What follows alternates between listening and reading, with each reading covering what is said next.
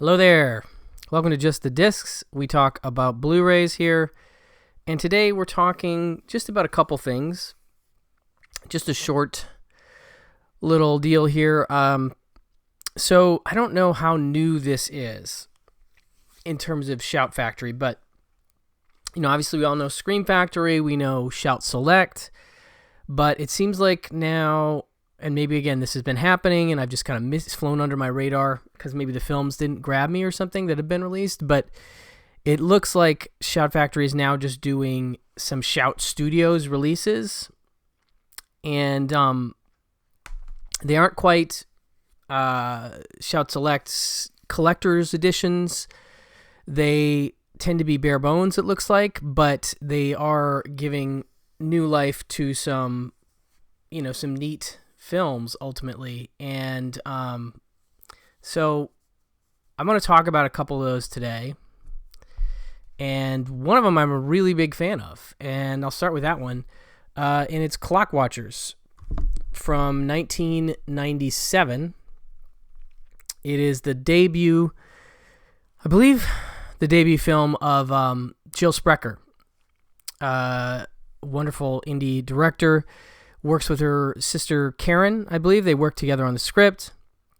I was trying to find some notation about this having some personal background. Like, basically, it's about office temps. It's about four female office temps working in a credit office and sort of getting to know each other, and then things get complicated. But it's incredibly well cast, and some of the actors were established, some were not.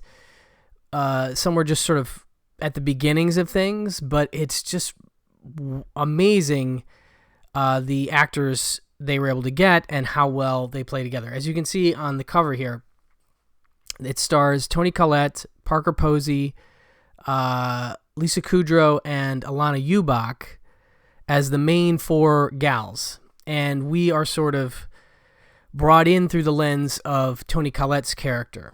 She is starting her first day as this office temp, and there's a great scene at the very beginning with Toni Collette and Joshua Malina sitting at the front desk reading a book, waiting for the clock to read 9 o'clock before he even addresses her. So she's standing there waiting meekly, and finally he looks up at 9 o'clock, and she's like, I think I'm supposed to work here today.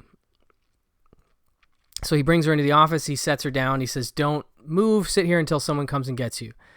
So obviously some time passes, and Deborah Jo Rupp from That 70s Show comes over. She's a great sort of awful passive-aggressive higher-up in this company. She's like, what do you... I can't believe you waited 2 hours. And she's like, well, they told me just to wait. And so she's continually needling these temps. So Toni Collette is introduced to the job ultimately by Parker Posey in one of my favorite Parker Posey performances.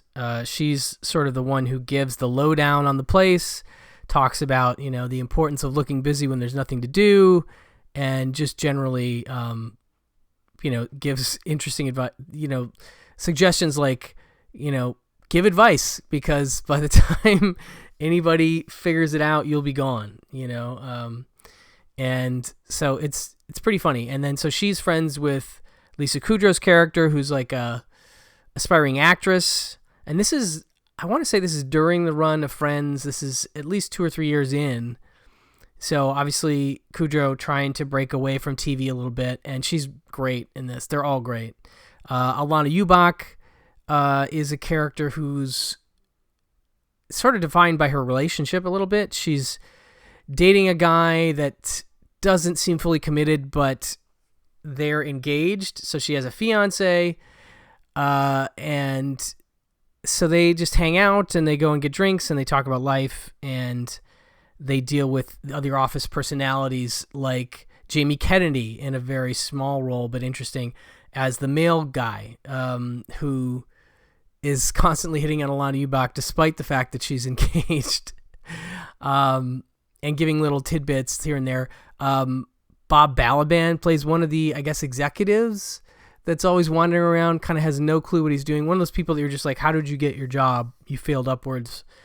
And just seems very helpless, but he's in that sort of neurotic mode, and he's great in that sense.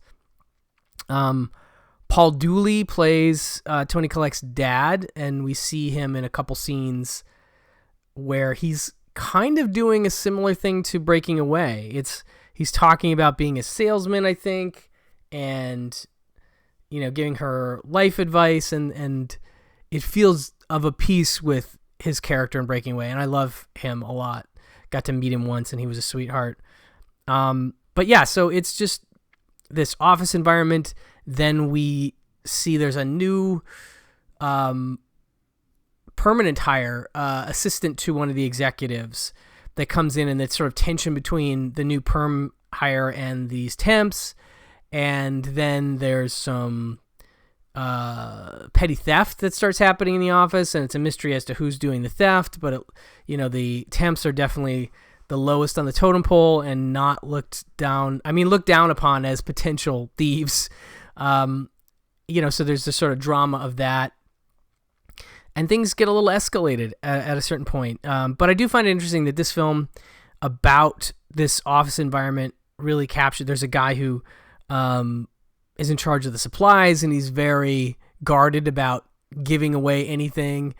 And so that's really funny. But there's a lot of great little observational things that feel to me like, somebody who's worked in an office and who has a sense of what happens and how it goes.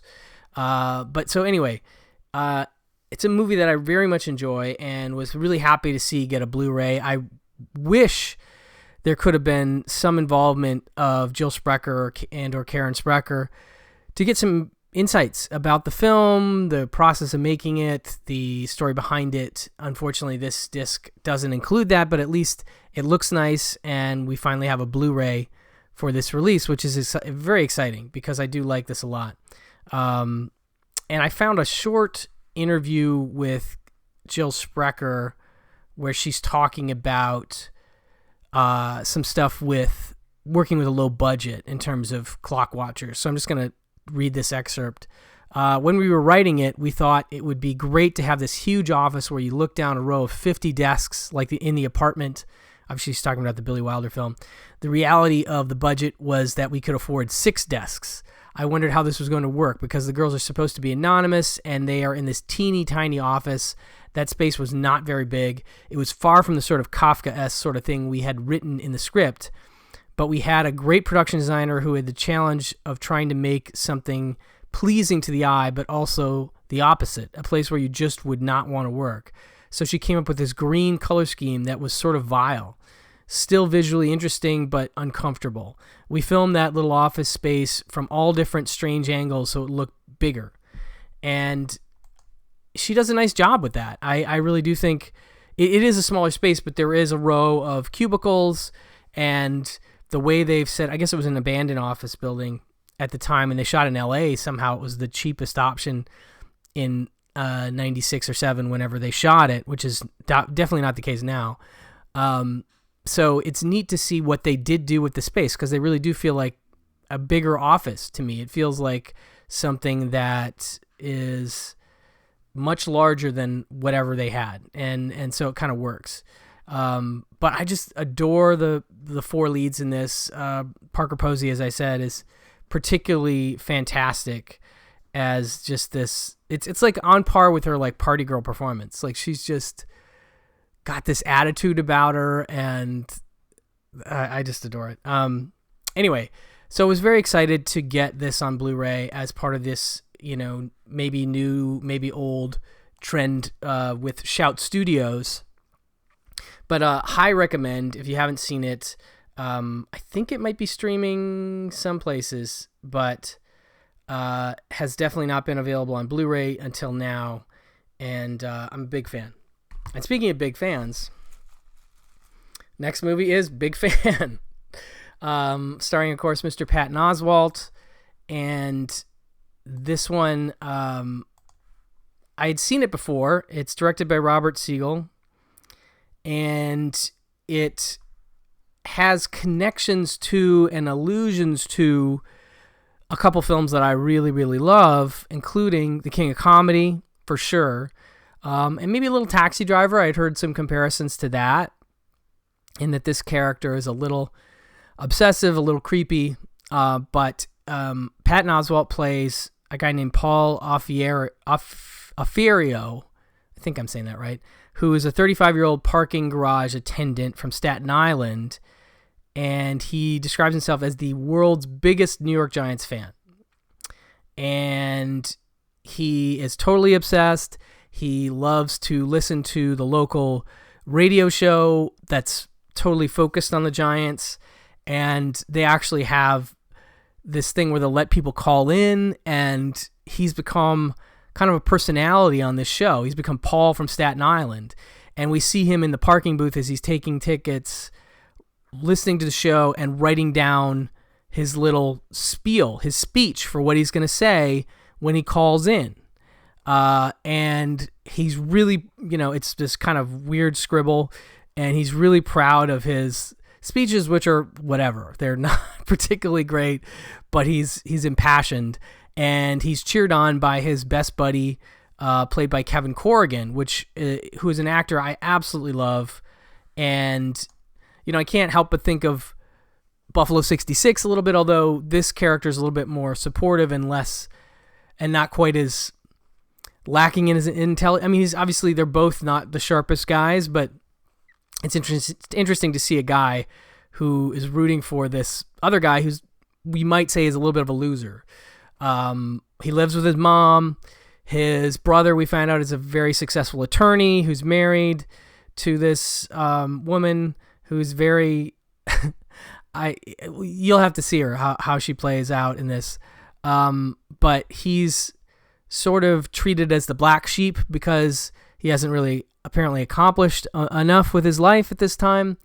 And so anyway, he lives for this call-in show, and his friend Kevin Corrigan calls him after and is just like, "Oh man, you nailed it. This is so great. You really stuck it to him." Because there's one particular Philadelphia Eagles fan. There's this Eagles-Giants rivalry. This guy, I forget what his, he's Paul from Staten Island, and this guy is from Philly, Philadelphia Phil or something like that. And he is, Philadelphia Phil. So he calls him to sort of taunt the Giants. It's the Giants fans. Like, he's not even, I didn't even realize until later that it's a local station. So like, this guy's listening to the Giants local station so that he can then call in and taunt the Giants fans. And so it becomes this rivalry between Paul from Staten Island and Philadelphia Phil. So he's always kind of directly addressing Philadelphia Phil in his little speeches. And so that becomes a thing that comes in later. But the major force behind the movie is that Paul Affiario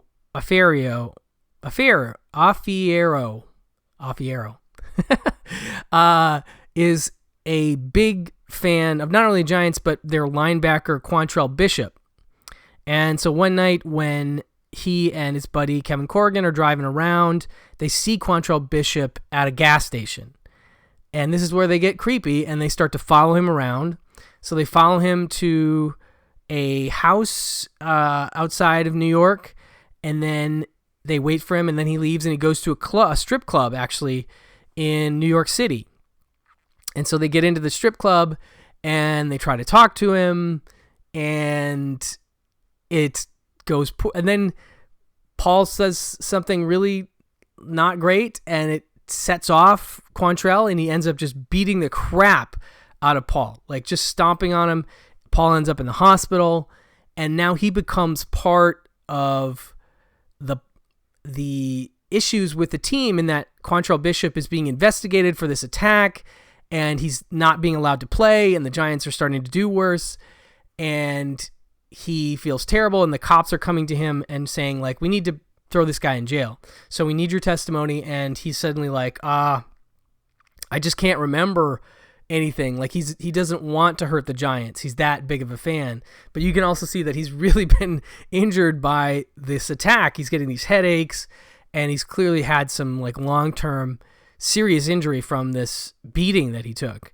And so it kind of spins out from there, and it ends in a sort of it doesn't quite go Taxi Driver, but it definitely plays into that in a certain way. But there's definitely some moments of King of Comedy in a big way when Paul's calling into the show and his mom is next room. She's like, who are you talking to? What time is it? And he's having to talk quieter and eventually having to yell at her. And, it's very much like, Rupert Pupkin when he's trying to record his monologues in the basement, except he's not quite yelling like, Mom, like Rupert does. But so it's hard for me not to like a movie that, even though it's dark and pretty sad, has ties to a couple of my favorite films. So it works on a certain level, and I think Oswalt does a nice job with this character. I will say I didn't like it quite as much this time as I did the first time I watched it, but I still really love the camaraderie between Patton Oswalt and Kevin Corrigan, and we have like a sort of surprise turn from another actor that I won't reveal as Philadelphia Phil that sort of comes out later. But this is another one where I would love to hear some interviews with Patton Oswalt, with Robert Siegel, just get a sense of where they were coming from with this or what inspired it. But I do think it's a neat movie that has some interesting foundational, inspirations, if you will. And it looks nice. Again, these Blu-rays both look very good. And I don't see any information about the scans, but, they are solid looking, and they just don't have any extras. I think they're priced down a little bit because of that, but I would certainly have paid just a little bit more to get some extras for these, and I would imagine most people would.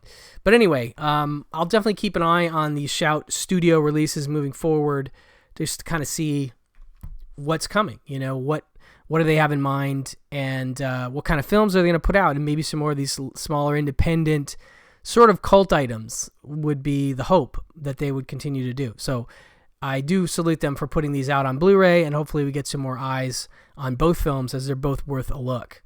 Thank you so much for listening, and I'll talk to you soon. Bye-bye.